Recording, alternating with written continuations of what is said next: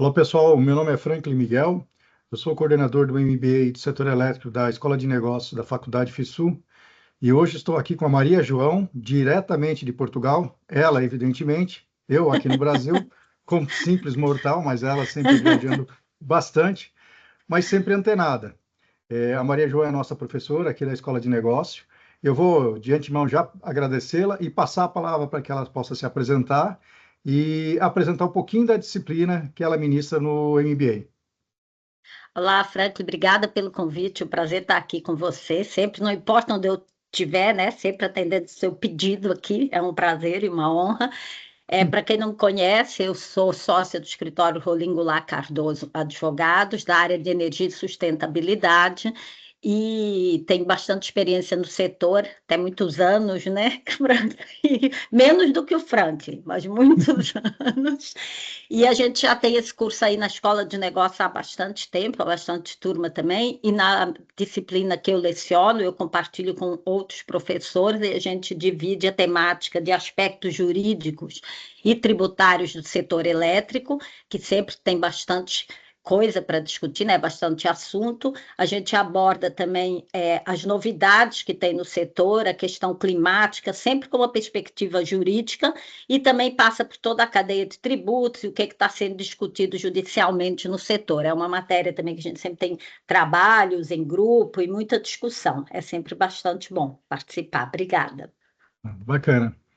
Bom, e no último encontro, a gente tratou, Maria João, o professor Helder, dos impactos econômicos, tarifários, né, econômicos, para os consumidores em decorrência dessa nova medida provisória 1300. Eu sei da tua formação, sei que você é economista, mas eu vou deixar isso para o Helder e vou explorar você mais das questões, possíveis questões de judicialização ou questões jurídicas relacionadas à medida provisória. Então, se você puder passar assim de uma forma geral, né, o que você achou da medida provisória, os pontos positivos dela, para a gente não ir direto nas polêmicas, os pontos negativos, dá uma visão geral da sua percepção em relação à medida provisória. Bom, legal, Franklin. Ó, acho que o setor elétrico tem essa coisa, né, Franklin, que a gente precisa tem o aspecto jurídico, mas ele sempre vem aliado aí com o impacto econômico, independente de ser economista ou não. Acho que todo advogado que atua no setor precisa entender um pouquinho que, para além da questão jurídica, tem sempre um impacto econômico, seja a judicialização ou não, seja a alteração da legislação, né? Então, a medida, ela já vinha, a proposta da medida é modernizar o setor, e isso é positivo, a gente já vinha discutindo essa necessidade de modernizar o setor elétrico há bastante tempo, então tem um pouco de uma polêmica de por que veio por medida provisória, o instrumento, né, porque isso não é um assunto novo, é um assunto que a gente já vinha discutindo há muito tempo, já teve consultas, tal, e depois antes da 414, e a questão acabou ficando parada. Então, é positivo trazer essa abertura que já estava sendo esperado, uma abertura de mercado, um reposicionamento aí de modernização do sistema de distribuição, que a nossa regulação não comporta mais, né? O mercado foi abrindo aos poucos e hoje em dia a gente sente que tem uma trava que precisava se resolver regulatoriamente. Então, essa foi a intenção da medida. Trouxe também aí uma questão do MRE e todos os instrumentos regulatórios de repactuação de risco hidrológico, da criação do SUI, que é aquele, né, do sistema de distribuição que seria o supridor de última instância, e tudo isso já estava sendo discutido. Mas ela teve esse conteúdo também político do momento, por isso veio por medida provisória, porque ela trouxe junto também uma ampliação dos benefícios para o baixa renda, e a gente sabe que ano que vem é ano eleitoral, e isso tem sempre, o setor elétrico tem sempre um peso muito grande na intenção de voto do cidadão em geral. Então, acho que isso também traz essa justificativa, digamos assim, ter vindo por medida provisória, mas não é o ideal, sem dúvida nenhuma, a técnica legislativa brasileira, por ser medida provisória e a forma como ela vem, porque aqui a gente faz por emendas, né? Emenda-se o artigo tal, emenda tal, que é um desastre. Eu acho que deveria ser obrigatório, e é por técnica legislativa, você consolidar toda a legislação referente àquele ponto, mas a gente não adota. Eu acho que é mesmo para criar uma certa confusão, para a gente ficar doido e para o advogado ter trabalho, né, Frank? Você deve estar pensando isso, que você sempre pensa isso. Mas não, dá muito trabalho mesmo ficar juntando os pedaços da legislação. Então, ela tem esses aspectos. Os aspectos, digamos assim, eu não diria polêmicos, porque a gente nunca sabe, mas digamos mais negativos, de cara é o medo, um certo receio de impacto na tarifa, né? Na tarifa dos consumidores, no preço também da energia, independente de ser tarifa ou não, nessa forma que a gente sempre está agregando novos rateios, novas isenções, e sempre o consumidor de energia, seja livre ou seja o cativo, e independente da forma como for dividir, fazendo esse papel aí do contribuinte, né? Fazendo esse papel de assumir responsabilidades sociais numa forma de rateio que não é exatamente adequada, porque é baseada no nível de consumo de energia e não na capacidade contributiva ou numa política pública estruturada. Então, isso também é uma queixa bem antiga. A gente sabe que a CDE tinha um objetivo, foi incorporando outros.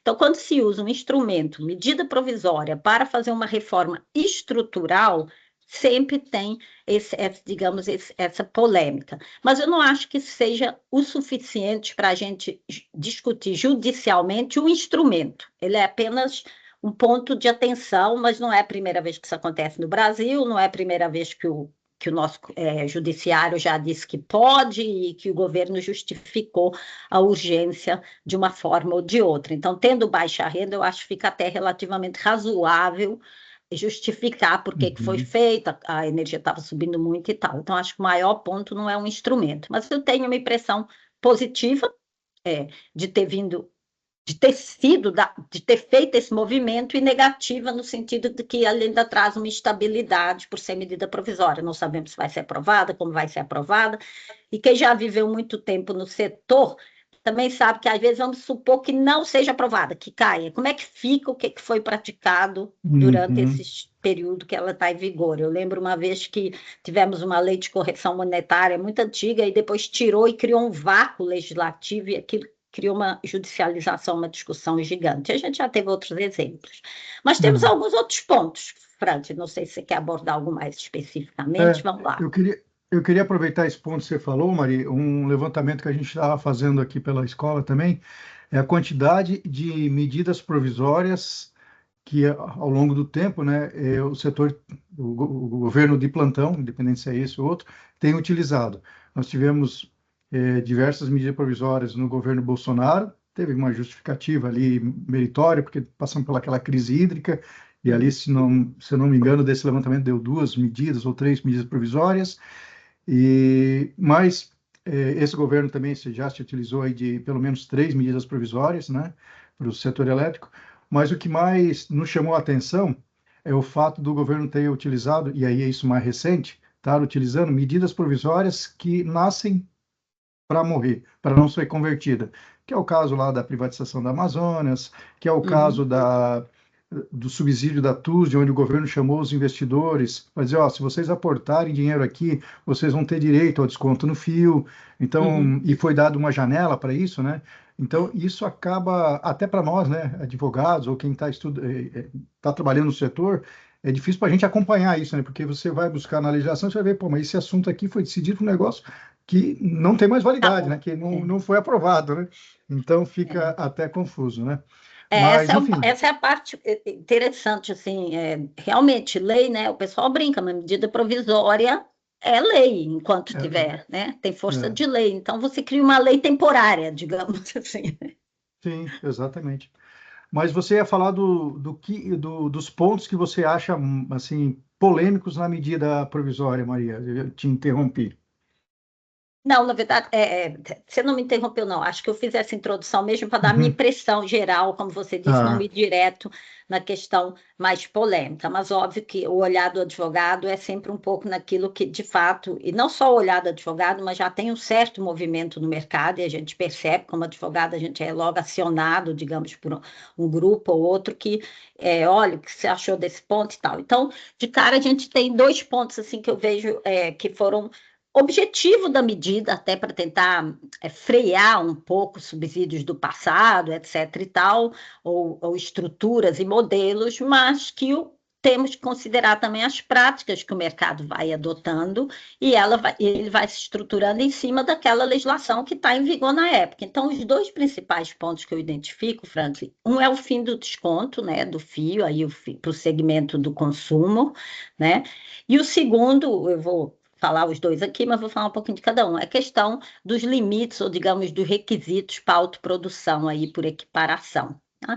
Já vinha sendo ventilado pelo governo há muito tempo essa questão de descontos, a gente sabe, desde a discussão da geração distribuída, desconto no fio que terminou já, né, no passado, esses subsídios que foram embutidos têm sido muito questionados. Então, aí na tentativa de frear um pouco, teve a questão do fim do desconto do fio para o segmento do consumo, para aquele consumidor especial, consome renováveis, etc., e que não tinha, e que teria direito a um desconto no fio. E aí a redação da MP ela trouxe já algumas dúvidas, assim, né? Se esse desconto, a respeito da validade desse desconto e do prazo, como que ele ia ser calculado o fim dele, quem teria o fim do desconto. Então, eles tentaram criar, no meu modo de ver, uma possibilidade, ou uma janela, ou um período, ou uma forma de conciliar um período aí de transição, né, ou uma passagem para aqueles consumidores que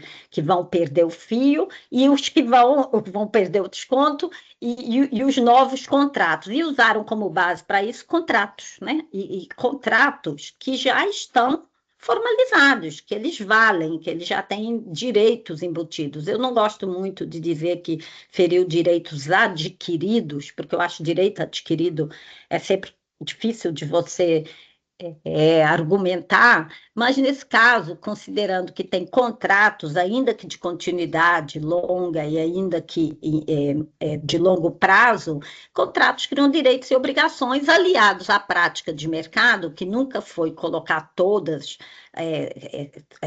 o período, né, já registrado ali, todos os valores, período registrados na CCE, porque eles iam sendo registrados à medida que 6 meses, apesar do contrato ter, sei lá, o contrato tem 5 anos, 10 anos, mas você vai registrando ali os montantes na CCE, por períodos menores, isso é uma prática consolidada no mercado e não invalida nem nunca invalidou o contrato. Então, quando você vem. E esse contrato, por ter um desconto, ele obviamente acaba criando uma condição especial, tanto para quem está para o comercializador, né, para a comercializadora, quanto para quem está comprando. Há ali até um acordo, vamos dizer assim, uma divisão até um pouco do benefício de ter o desconto no fio, né?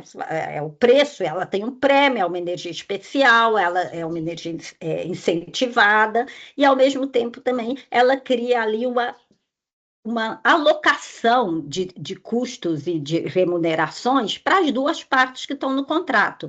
Então, apesar de não ser um contrato que está sujeito a equilíbrio econômico financeiro no sentido estrito, que só se aplica à concessão, são contratos que criam direitos para as duas partes e também criam uma divisão de onerosidades. Então, eu vejo esse ponto com muito risco de ser judicializado. A ideia era preservar os geradores e os comercializadores, mas não preservou, né? A ideia era, acho que a redação ou a visão, eu digo até um pouco estreita, seria, não, isso vai eliminar só para os consumidores e os consumidores especiais, mas na questão jurídica e contratual, ela vai afetar contratos. Então, esse é um ponto que a gente já está sendo procurado, muitos já querem discutir e procurado não por consumidores especificamente, por comercializadoras, grupos econômicos que têm comercialização, geração e em cadeia, porque tudo aquilo que foi estruturado em cima daqueles contratos considerou essa divisão de risco e de reward, né, e de recompensa. Então, isso me parece que é um ponto que certamente vai ser discutido ou judicializado, caso não se chegue a um bom termo.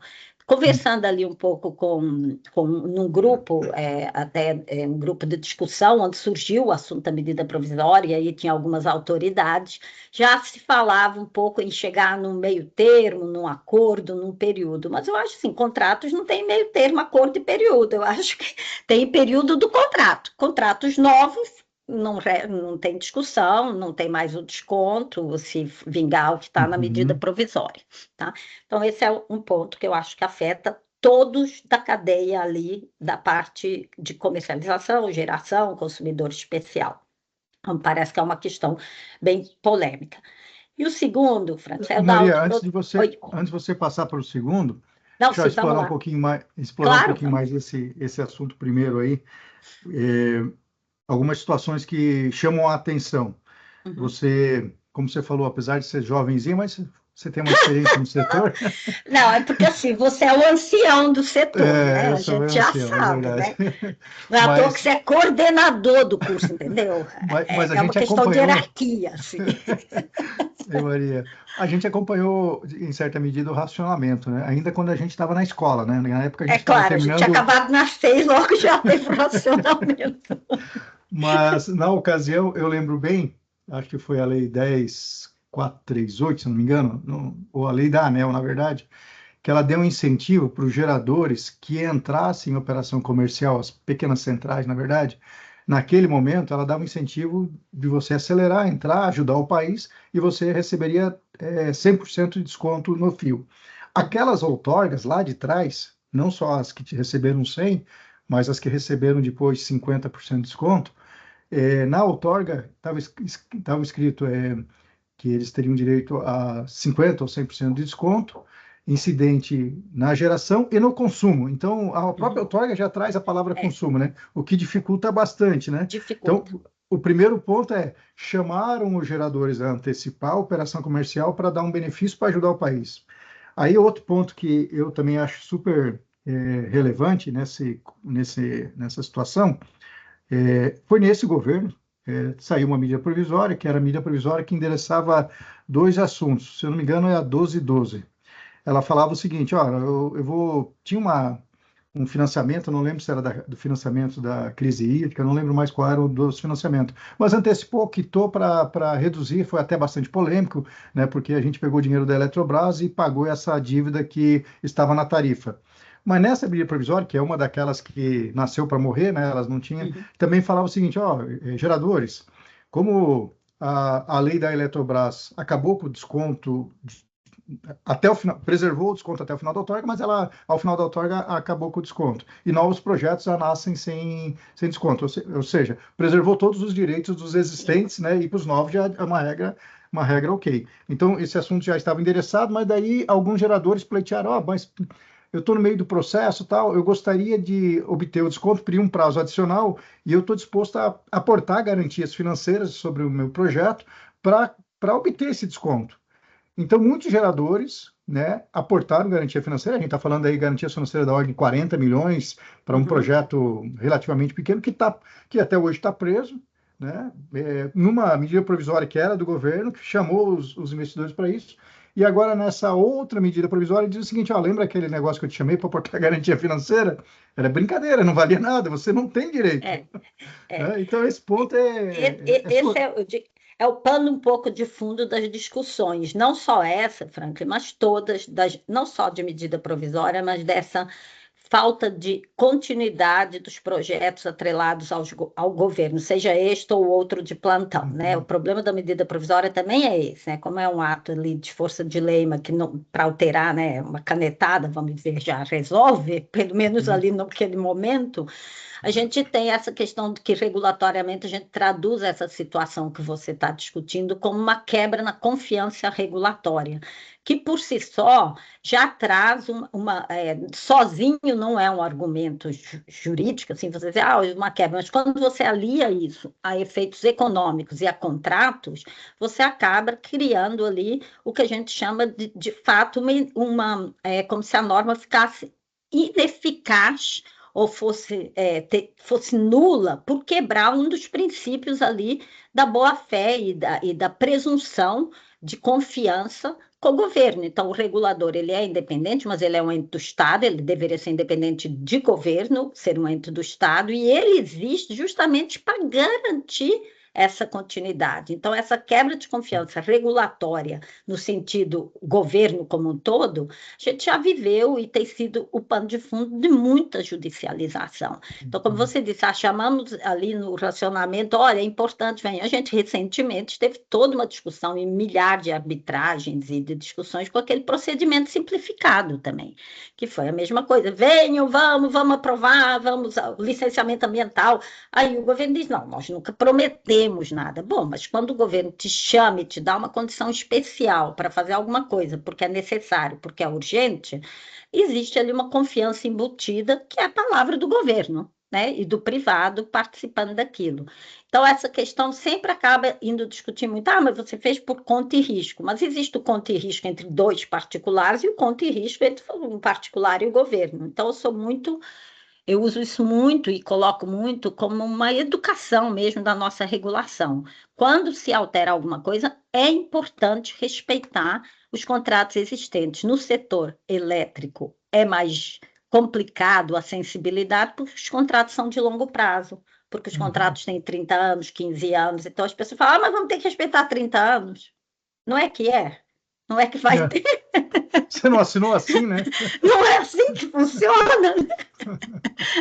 Aliás, Então, sobre esse assunto você quase não conhece nada, né, Maria? Sobre eu adoro regulação. esse assunto porque eu acho assim, gente, não é que a gente combinou que ia ser 30 anos, né? É, Ah, é, mas nem casamento dura tanto. Eu falo, gente, mas quando você assina, você não diz que é para a vida toda. Eu tenho uma é. colega, Frank, de 90 anos, que ela nunca casou, uma amiga, não é da minha idade, mas e ela vai casar agora, sabe o que que ela diz? Ah, agora dá até para encarar para a vida toda. Agora ela tá com 90. Esse não vai ser um contrato de longo prazo. Exato. Mas até então ela não corria risco, viu? Boa. Essa é boa. Essa é Mas é boa. isso, essa quebra de confiança também, e vai ser o pano de fundo de discussão desses incentivos, dessas estruturações. Pode ser que sozinho não seja o único argumento jurídico para o judiciário, mas isso como pano de fundo, com a quebra contratual, é Uhum. um argumento forte para se discutir.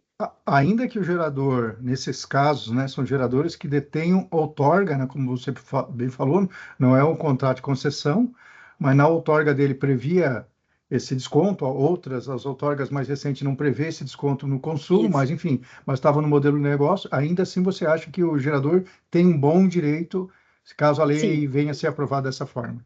Sim, eu acho que sim, até porque se você pensa na nossa forma de financiamento dos projetos, de estruturação, ela depende, não é não, só do capital do gerador, na verdade, ele alia isso, a estrutura financeira do projeto, ao desconto que ele vai ter. Se você for no Uhum. banco, é assim que eles calculam. Sim. Como é que vão calcular a sua taxa de juros? Eles calculam lá, vai ter seu financiamento, contrato, que valor você conseguiu colocar para você poder estruturar seu projeto. Então, acho que as outorgas, elas têm uma relação ali direta com a forma de financiamento. Então, acho que é uma discussão bem razoável. Uhum. Maria, e aí você ia falando também da autoprodução, né, que é outro ponto É, que a mídia provisória mexe bastante na estrutura. esse é o outro ponto que, de novo, já vinha sendo ventilado. Isso é uma coisa também que incomoda bastante na linha do que você falou aí, de confiança no governo. Poxa, o assunto está sendo discutido. Aí apareceu um projeto de lei que falava nesses 30% que eu vou explicar um pouco aqui da autoprodução, depois sumiu esse projeto de lei. Então, tudo isso vai criando uma certa desconfiança de que está sendo feita alguma coisa sem ser debatida. E isso é um problema. Então, acho que seria muito mais razoável que estivesse vindo logo discutido lá na 414, porque já vinha sendo ventilado e já vinha criando um certo burburinho no mercado. A autoprodução, ela teve uma origem para, de fato, permitir lá atrás que algumas usinas grandes pudessem, num momento complicado até de financiamento, aportar recurso para elas terem uma segurança Uhum. energética. E depois a legislação veio e criou essas diversas modalidades que para alguns é até considerada, mas será que isso está certo? Não está. O fato é que a prática de mercado, junto com a regulação, consolidou isso como uma possibilidade. Isso tudo muito empurrado também pela questão de subsídios e de ter ficado muito cara a energia educativa, acabou tendo esse empurrão de muitos consumidores optarem aí por fazerem autoprodução por equiparação. O governo já estava bastante incomodado com isso, que isso acaba também trazendo um reflexo para a tarifa quando alguém sai, né? Então, o governo estava bastante incomodado com isso, queria, digamos, fechar essa porta, vamos chamar assim, mas é que eu sempre digo, quando você vai fechar a porta, cuidado para não bater na própria cara, né, com a porta, porque aí você tem que preservar aquilo que já foi feito da mesma forma. Esse trouxe uma polêmica um pouco maior, porque ele colocou um limite que não existia. Então, a partir de agora, projetos de autoprodução por equiparação terão que ter uma carga mínima de 30 mega, e uma participação no capital social de 30%. Isso não existia, isso possibilitava estruturar a autoprodução por equiparação de diversas formas, né? Com diversas componentes societárias e participação, que normalmente você tem um consumidor que vai ser o off-taker, né, que é aquele que vai consumir, e empreendimentos de energia que viram nisso também de geração, uma possibilidade de alavancar negócio e de ter mais segurança também para os projetos deles. Mas isso criava um certo incômodo, porque você acabava tirando ali um consumidor do mercado nesse projeto de autoprodução, quando no fundo ele só era um consumidor, não era um autoprodutor na forma estrita, não produzia exatamente na forma estrita. Bom, mas nada era feito nem ilegal, nem fora da regulação, então acho que é isso que é importante. As empresas foram se estruturando, o mercado foi se estruturando e tem vários projetos de autoprodução. Esses limites, eles não inviabilizam, mas eles encarecem um projeto novo de autoprodução, né? Eles trazem para financiamento, você não precisava ter capital de 30%, agora você precisa, então tudo isso encarece um bocado e, de fato, muda a estrutura financeira desses projetos. Mas aí criou-se já uma certa confusão, porque, de novo, a lei quis, a MP, né, quis preservar, vamos preservar o que já tem, os que já estão. Aí começou um problema de redação e de interpretação do mercado, né? Porque o mercado, alguns estão entendendo que aquele prazo de 60 dias, que a lei traz ali, né, que a MP traz, é para fazer novos projetos, né, de autoprodução.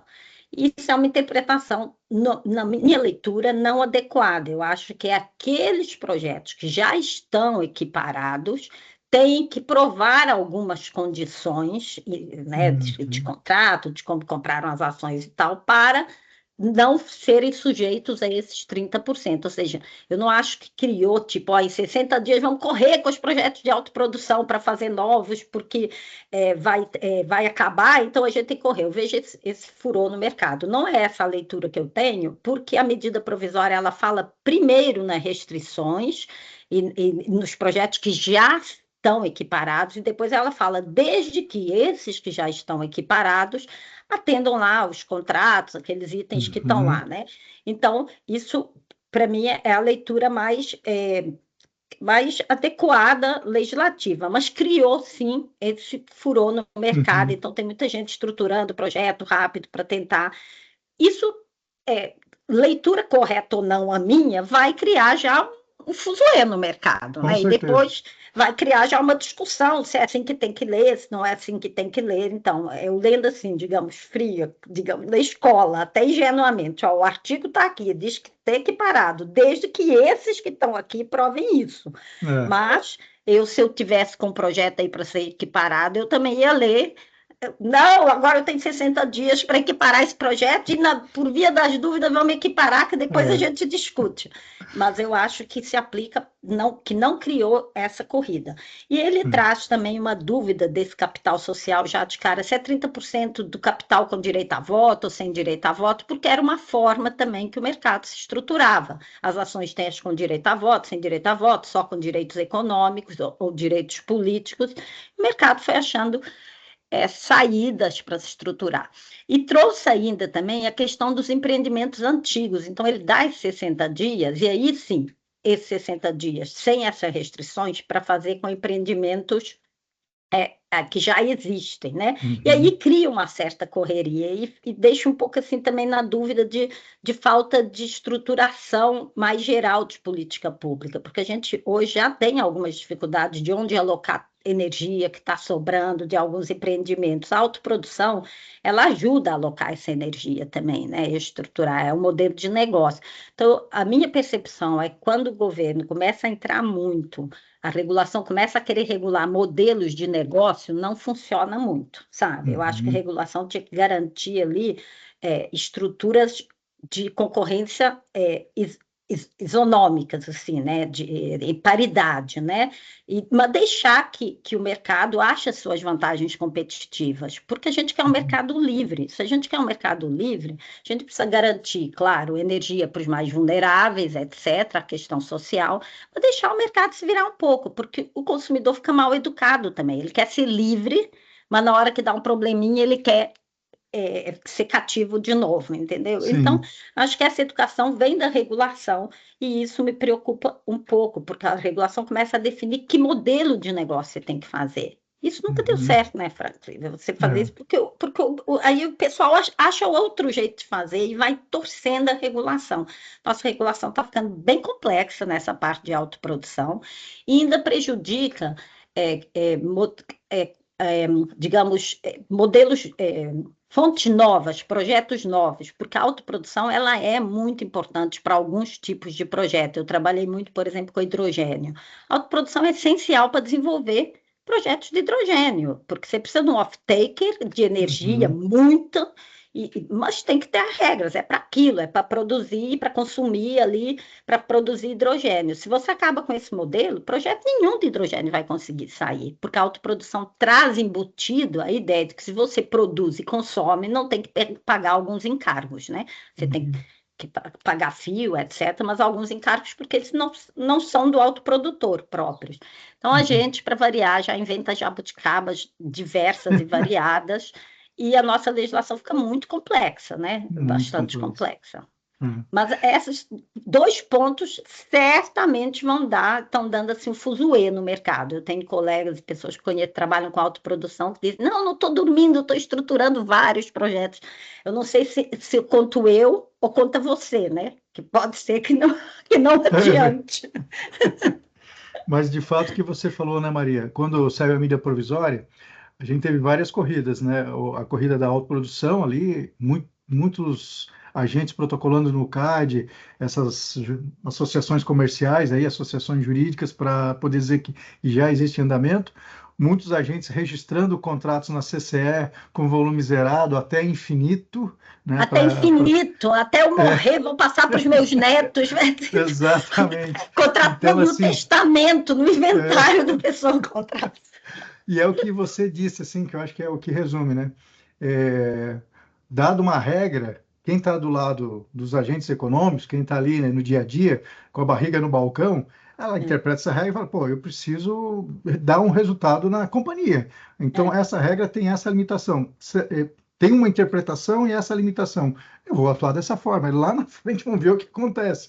Que é E assim, a primeira ação que a pessoa faz, dada essa surpresa, né? Essa surpresa é, regulatória. eu acho que o pior é essa surpresa mesmo que você falou, que na verdade a gente diz que a regulação ela é feita para mudar mesmo, tá? O Sim. pessoal fala, uma regulação, fala, não, se não ficava lei. A lei é que tinha que ser Uhum, mais fixa. A regulação é uhum, para dar essa flexibilidade. Mas a gente está uhum, invertendo tanto que quando a gente está assessorando, o pessoal quer que a lei traga tudo, porque a insegurança é tão grande que, olha, e se vier da regulação, eu acho que essa de novo, um papel muito importante para a regulação uhum, trabalhar bem quando tem esses gaps para ela criar uma norma que não interfira no mercado, mas que crie um nível de acesso àquele benefício, àquela possibilidade adequado. Essa mistura nossa de política pública com regulação, com lei, num setor como o setor elétrico, onde tudo é de muito longo prazo e tudo é muito estruturado, organizado, porque vamos supor se os contratos fossem todos de curto prazo, 5 anos, 3 anos, de fato, você espera acabar e depois começa uma nova, mas os contratos são todos de longo prazo. Se serve um pouco de consolo, não é só aqui, os mercados europeus, só no Brasil, os mercados europeus, quando abriram, tiveram muitas quebras, até quebra de contrato mesmo, tipo, né, unbundling, uma série de coisas. Mas eu vejo menos judicialização aqui por dois pontos. Um, primeiro, porque eu acho que o judiciário é mais ágil, e isso também traz um reflexo, se você vai firmando logo a ideia do que o judiciário pensa. Aqui não, como demora muito também, a gente, né, depois conseguiu eliminar, né, o povo nem lembra mais que tem aquela ação, nem sabe se vai ganhar, se vai perder, É deixa lá, né? verdade. Deixa lá e se vive de liminar anos, assim, ninguém sabe o que vai acontecer.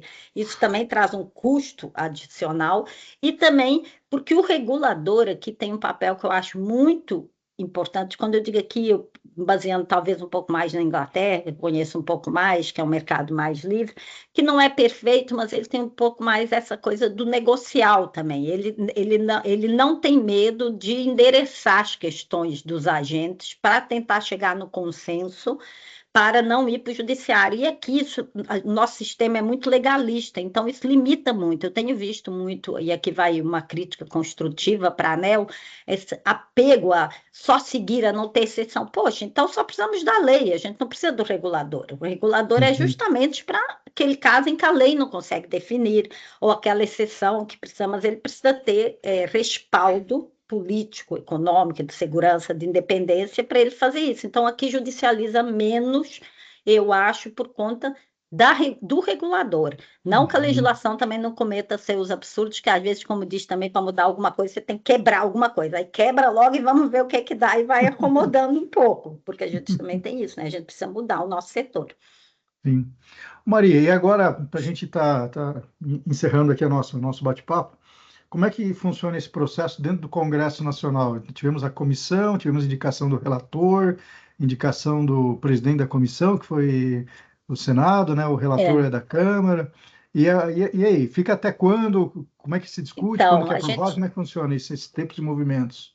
Então, a gente tem 60 dias aí de validade, né? Prorrogável por mais 60. Normalmente, por tradição, a gente então já fala 120 dias.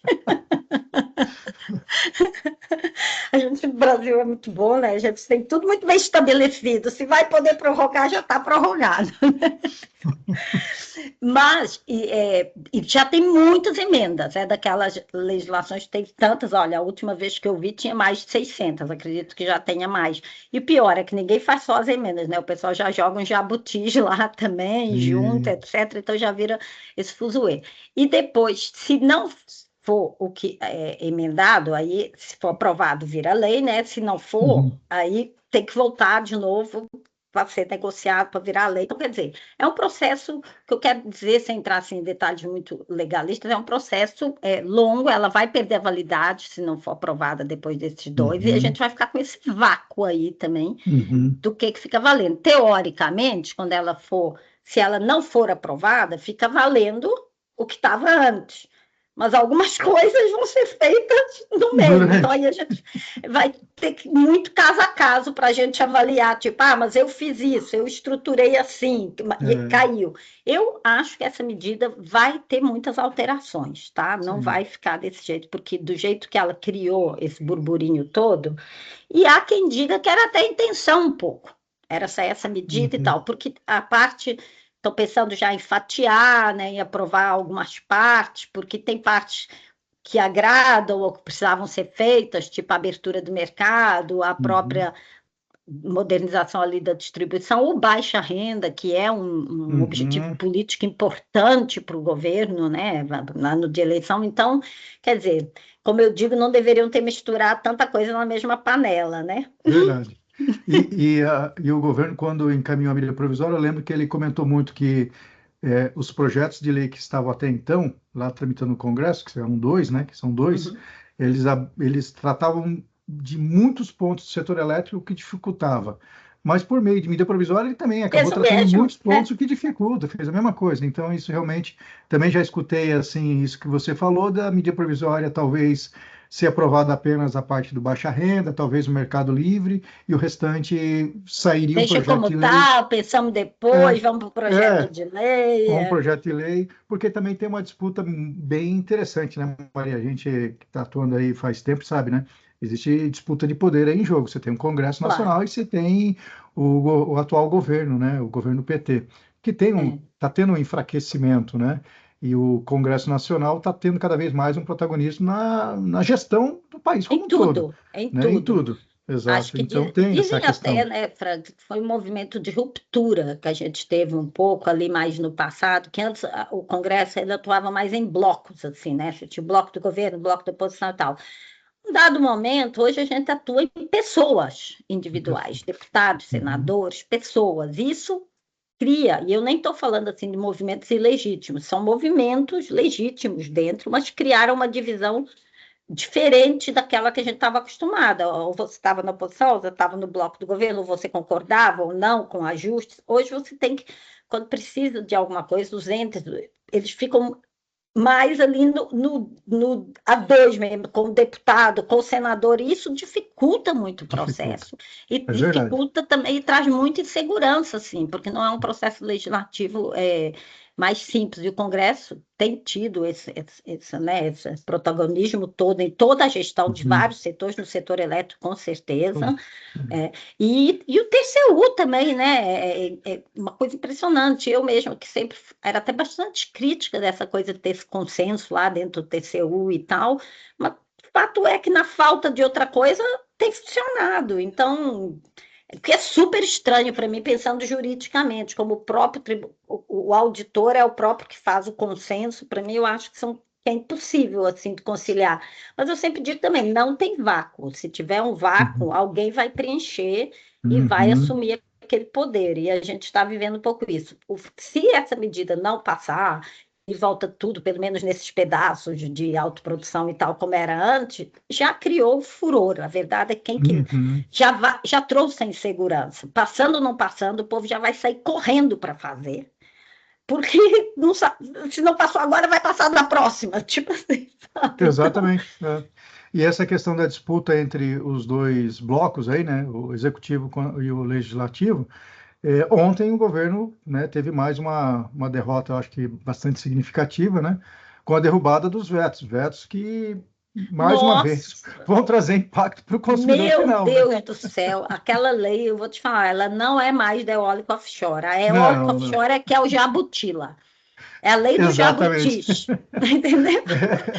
Nunca vi tanta coisa, é Essa até mesmo. difícil de acompanhar. A lei do jabuti, é a lei do jabutis, é eólica offshore, é o jabuti. Não é o Exatamente. jabuti, é o corpo estranho lá, é eólica O offshore. corpo estranho ali é a eólica offshore, exatamente. Mas Pois enfim, é, Maria, e cada vez que eu leio é, aparece um novo lá, um novo jabuti. Mas a gente é, pode fazer um outro debate sobre esse assunto. exatamente. Cada dia com uma confusão nova, né? O que é bom para os Ah, isso é advogados. bom. Assim, se não for para ter confusão, nem me chama, né, Francisco? Eu não vou, tem que ter. Então, É. Tá bom, Maria, muito obrigado obrigada a você. pela conversa, foi bem agradável, pelo seu ponto de vista aí, e a gente vai continuar acompanhando aí os desdobramentos dessa medida provisória, que tem impacto aí para todo o setor, e a gente tem sempre monitorado aí os nossos alunos com informações, com debates sobre essa medida provisória, para poder estar atualizando a todos. Obrigada, foi um prazer. Sempre um prazer estar com você. Obrigada, Francisco.